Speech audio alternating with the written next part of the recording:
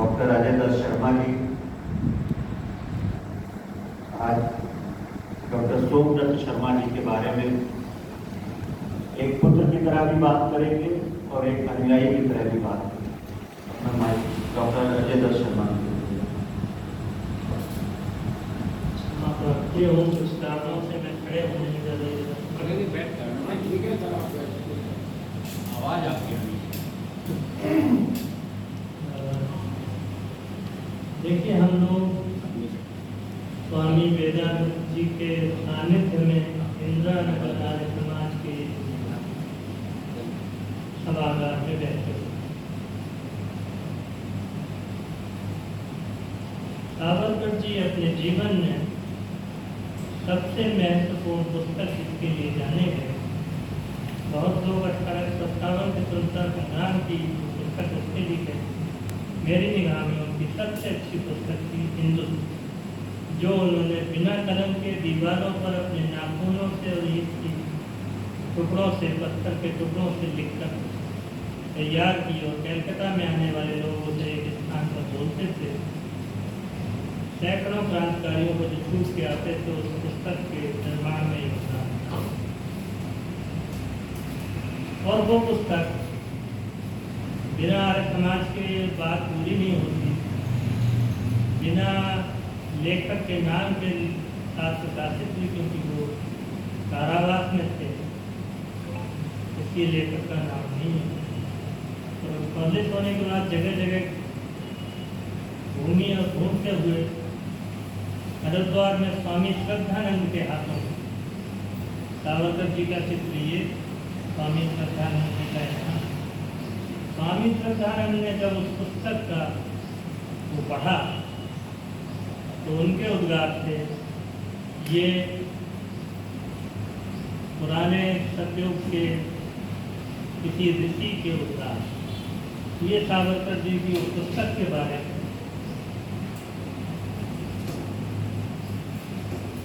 स्वामी श्रद्धानंद के बारे में आज समाज में साहित्य सूर्य को दीपक दिखाने के बराबर है वो बात कुछ नहीं। और इत्तेफाक से बाद में जिनके बारे में बात हो रही है, मेरे स्वर्गीय पिता स्वर्गीय सोमदत्त शर्मा जी, ये भी हरिद्वार पहुँचे। देखिए, प्रयोग समझिए, हरिद्वार में उन्होंने वहाँ 2 कॉलेज थे आयुर्वेद के, ऋषिकुल महाविद्यालय और गुरुकुल महाविद्यालय। ऋषिकुल महाविद्यालय में आपने एडमिशन किया और वहाँ से आयुर्वेद की शिक्षा पूरी की, आगे बच्चा रुचि हुई।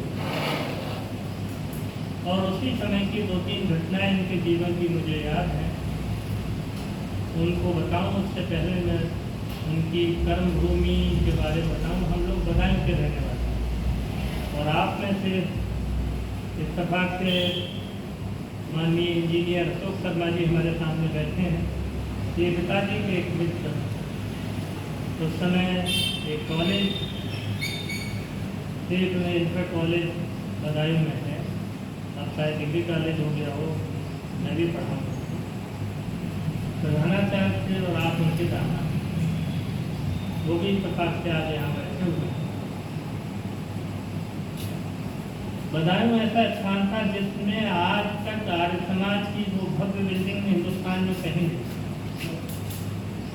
सबसे अच्छा आर्य समाज इतना भव्य बना हुआ है कि आज भी बहुत पुराना होने के बाद तो अपना सिर उठाए खड़ा हुआ है। और उसकी खास बात ये है कि जब उसकी नींव रखी गई तो उस जमाने में 75 में स्वामी दयानंद जी को जब वेद को देखना चाहा, अध्ययन करना चाहा, तो जर्मनी से मंगाना पड़ा। यहाँ वेद उपलब्ध नहीं थे। तो वहाँ पर उस समय कहीं ऐसा आगे संकट न आए, इसके लिए एक लोह का आवरण तैयार किया गया, उसमें वो चारों वेद रखे गए। दूसरी पर उस पर वो एक वो चढ़ाई गई, तीसरे 3 उसमें रख के स्टील के उसमें एक बड़ा ग्लोब जैसा बना के उसमें नीम में गाड़ा गया, आज भी वहाँ गड़ा हुआ, कभी प्रलय हो, कभी दूसरी दुनिया है, कभी भेद मिल गया। इसका बनाएंगे तो आप देखिए। तो ये उस पृष्ठभूमि से पिताजी आए, वहाँ के गुरुकुल में पढ़े, उसके बाद हाथरस में जो एक गुरुकुल में पढ़े। वो गुरुकुल उस जमाने के वो थे, ये सेठ जी के सहयोग से गुरुकुल चढ़ता था। उसी में एक उनका बच्चा भी पढ़ता था, मास्टर साहब बड़े ध्यान से पढ़ाते थे। जब रिजल्ट आया तो बड़े प्रसन्न होकर मास्टर लोग घर छोड़ ले गए, अच्छे मार्क्स थे। मास्टर लोगों ने सोचा बड़ा हमारी पेट पर लगाई जाएगी। गुरु जो सेठ जी थे उन्होंने कहा बाद में मिलते हैं, चले आए। अब जब दोबारा गुरुकुल खुला तो सेठ जी का बच्चा नहीं है। 2 दिन 4 दिन 6 दिन मास्टर लोगों को चिंता हुई, उनके पैसे से ही गुरुकुल चलता था। गए सेठ जी से निवेदन किया कि भाई क्यों नहीं बच्चे को भेजें। अरे फिर देखेंगे, एक बात महीना में निकल गया, आकर जो लोग हठपूर्वक बैठ गए, कारण बताइए। उनका जरा रिजल्ट लाओ इसका, तो उसके गणित में 100 में से 80 नंबर। उनका अगर इसको हम भेजेंगे तो ये हमारा सारा व्यापार बैठा देगा, 2 गलती करेगा। ऐसा हमको नहीं करवाना कि 100 में 100 नंबर लाए। तो ये उन परिस्थितियों में पढ़ने के बाद मध्यमा किया, मध्यमा के बाद वहाँ उसके बाद वो लाहौर गए और उस समय लाहौर में पढ़े। लाहौर में पढ़ने के बाद वहाँ से आने के बाद आगरा यूनिवर्सिटी से BA किया और बाद में पढ़ा। अब जरा उनके जीवन की हरिद्वार के कार्यक्रम की बात करूँगी। 4-5 साल उस समय हरिद्वार के पास में ज्वालापुर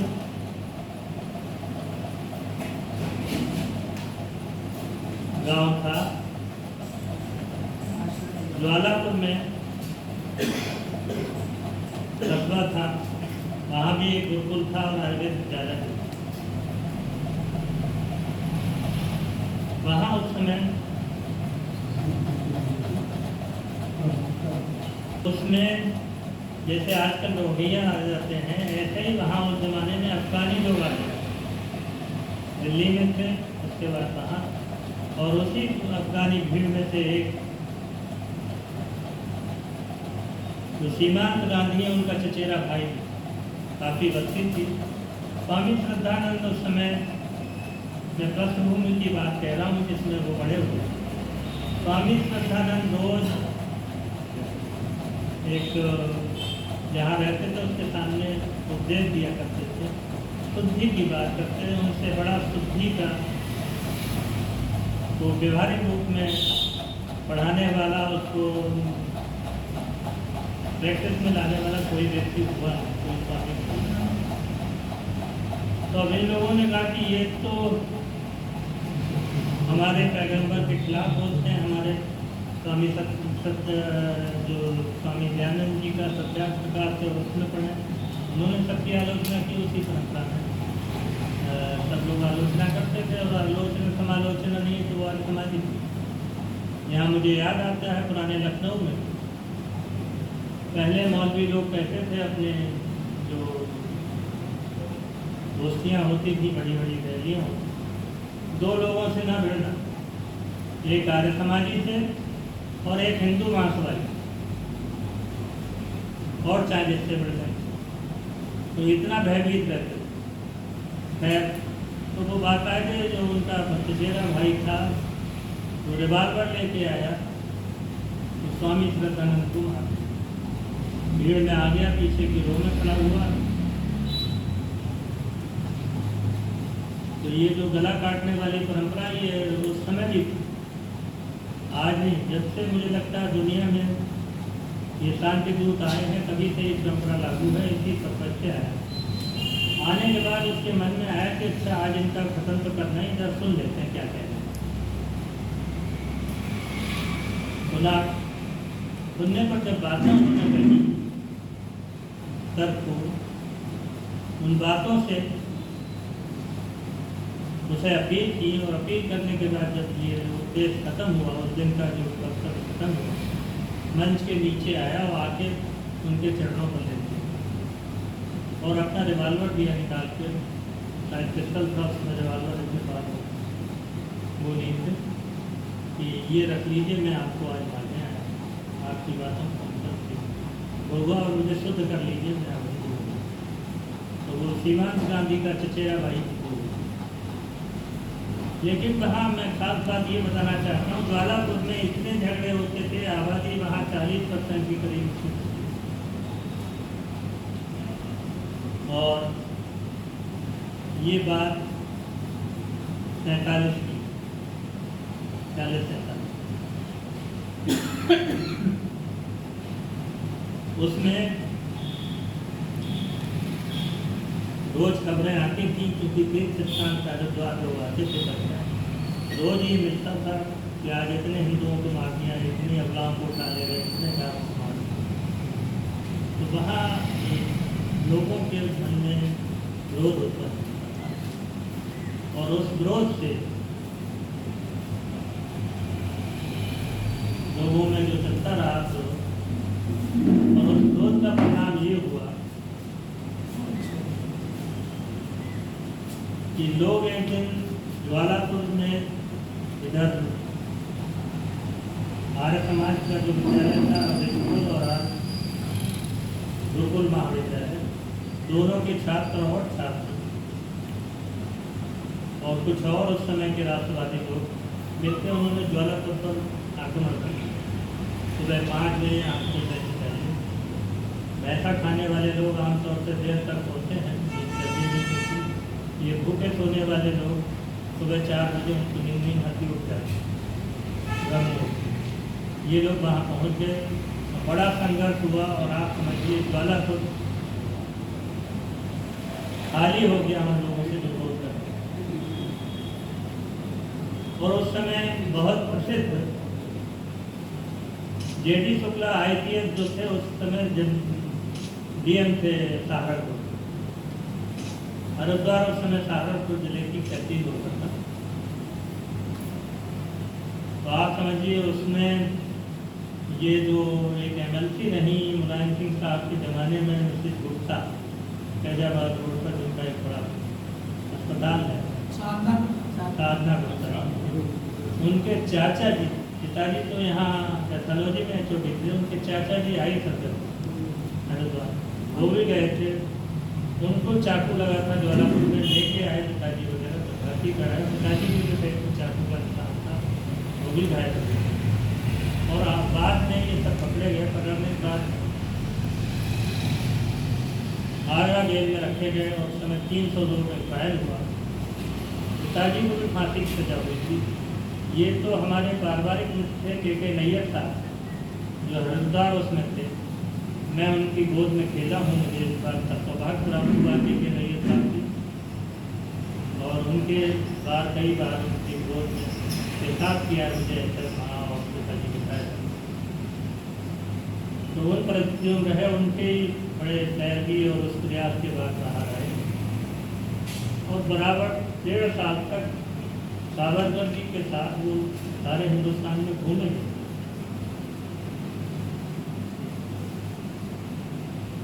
लाहौर में मैं कह रहा था, प्रभाकर परीक्षा उस समय होती थी, उसमें चेतन नहीं है, प्रभाकर वहाँ से किया था, और सारे जीवन लोग इस कार्यक्रम में लगे हुए। ये हम लोगों ने तय किया उस जमाने के, जैसे मैंने बताया, कुछ नाम मैं गिनाना चाहूँगा। एक कानपुर में देवीलाल आर्य जी हुआ करते थे, सिंधी थे, मुनीम थे किसान में। आपको ताज्जुब होगा, उन्होंने कम से कम 200-250 लड़कियों का चले जाते थे घर में, और हालत ये थी कि जब वो जाते थे अकेले, घुस जाते थे, बड़े बड़े हाथे होते थे, और महिला को पकड़ के ले आया, किसी हिम्मत नहीं पड़ती, गाय की तरह से लोग भाग जाते थे। एक प्रयागराज में मन्नू पहलवान हुआ करते थे, उनका रुतबा ये था कि DM और SSP जो थे, ST उस जमाने में होते थे, अगर वो कुछ कहते मानना पड़ता तो नहीं होता तो अपने से बड़ी मुसीबत नहीं होता। उन्होंने वहाँ प्रयागराज में सभासद बुलाए, 11 सभासद हिंदू महासभा के जीते। उसमें से एक सत्यप्रकाश मालवीय थे जो बाद में अपने आप को बेच के चौधरी चरण सिंह के साथ चले गए, और उन्हें कांग्रेस और उसके साथ मिलकर सत्यप्रकाश मालवीय को पहलवान साहब ने डिप्टी मेयर बनाया। ये जगह जगह की बात है कि उस जमाने में था।